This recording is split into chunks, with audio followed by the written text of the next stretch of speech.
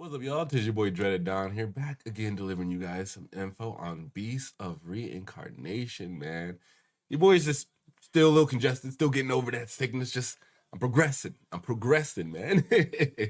Anyways, last week we had the Xbox Developer Direct, and in it, man, we had some spicy information. Another thing that I had seen in that the Xbox Developer Direct was Beasts of Reincarnation, man. And immediately just off the jump, I seen this one and it got my attention. I'm not even gonna lie to you. I'm a huge fan for Monster Hunter games where you have a companion, go out and hunt beasts. You know, games where you get a specific power system, you got to overcome large adversaries, just stuff like that. Those games always pique my interest, right? Anyways, in this Xbox Developer Direct with Beasts of Reincarnation, we got some information on who's developing it, how long they've been working on it, you know, the type of game it's going to be, a little bit of the game details, when we're going to be getting it released. You know what I mean? We got a little bit of stuff on it. Anyways, my friends, let's go ahead and hop on in. So starting us off, man, we know that Beasts of Reincarnation is being developed by Game Freak Studios, which kind of explains why Pokemon has been what it has been. Anyways, man, I'm just saying, you know, I don't mind Game Freak pouring their all into their new baby. You know, I appreciate it, but you know, give Pokemon its love. Give Pokemon its love. You know. Granted, I gotta give them credit. They've been working on Beasts of Reincarnation for about 6 years now. 6 years. So credit due where credit's done, right? Anyways, Beasts of Reincarnation is a new action adventure that takes place in post-apocalyptic Japan, setting in the year 4026. Where this parasitic plant called the Blight has really just taken over and corrupted the entire world. This thing has turned everything to ruin. It's begun fusing with animal life to create these massive grotesque beasts called the Malfacts and the Nuishi. And then, you know, humans, because they are trying to escape this corruption and this blight, they've begun fusing themselves with different types of machineries called the golems. And through the years, these golems have just begun getting extremely like prowess in combat. It's just the story and the setting has me very interested alone. Where the game takes place is you play as the protagonist, Emma, right? And she has the ability to cure blight or purify it, which is cast her as an outside, which has me a little curious. Like, how are you gonna cast out the only person that's, you know, able to help with the corruption of the world in I don't know how many years, 2,000 years? Anyways, that not being the point, is due to her being an outsider, the village has set her on the task to kill the Beast of Reincarnation, and in order to do so, she needs to gather more power. She has to get stronger. And in her journey of gathering more power, she meets another Malfact that ends up being her companion through her just ended up reaching out and helping you. And it ends up being Ku. It's this white wolf-like creature that ends up going on a journey, has the similar powers of the Blight, and able to control it in the similar ways that Emma is. On their journey together, I think it's going to be very interesting to see the way that Emma and Ku's synergy grows together, man, and the way that it's going to influence the world and the way that the world has been corrupted.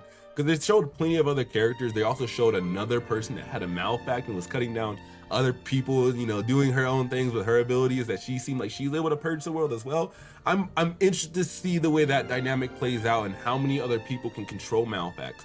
Because Malfacts, again, as they said, are just the corrupted animals in the world, and the Nuishi are the ones that are absorbing the blight to gather more power. They seem like the big bosses that you're going to be going after, right?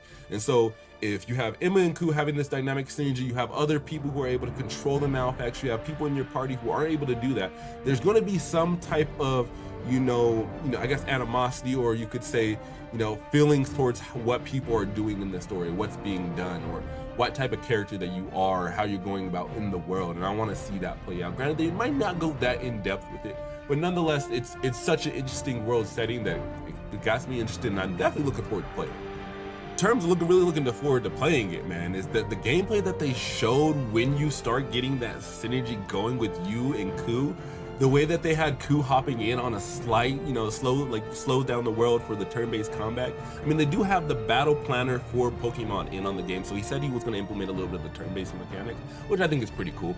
But the fact that they have Ku hopping in to, you know, maybe stun the enemies, or, you know, bind them to the ground, or maybe, you know, make them vulnerable, I think that's, I always love elements like that where we have the real-time combat and then a little bit of the turn-based combat where your partner just slips in and does a little bit of something. With that something being able to, you know, expand even further with Ku and Emma both having their skill trees, and then having spirit stones, and then having combinations of the way things can work together. They show that maybe you might have a stealth playstyle, maybe you have an aggressive we just diving in on everybody playstyle. Maybe you have a playstyle where you want to use more of the blight and the purification that Emma and Ku have together to really bind your enemies up or, you know, make them vulnerable. There's just so many different types of play styles and so many different ways that this could go. It has me interested in the way my mind is theory crafting about the way I can synergize with Ku. It looks like it's gonna be a good time, especially like as I said at the beginning of this. I'm a big fan of Monster Hunter type games, and when I saw her hunting them some of those Nuishi, man, that looked like a good time.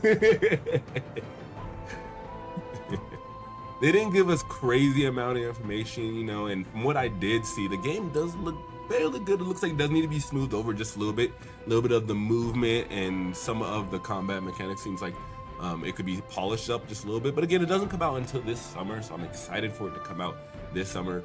Hopefully, you know, around August or around time of birth. That'd be great. That'd be great. Nonetheless, man, if you had caught a glimpse of Beasts of Reincarnation and you were a little bit interested, or maybe you're playing Monster Hunter and you got a couple favorite monsters, or maybe you got a couple weapons that you made, let me know down below. Leave a like if you enjoyed the video. And as always, my friends, what's up? So we can share some more info. Otherwise, I'll catch you guys on the horizon. Deuces.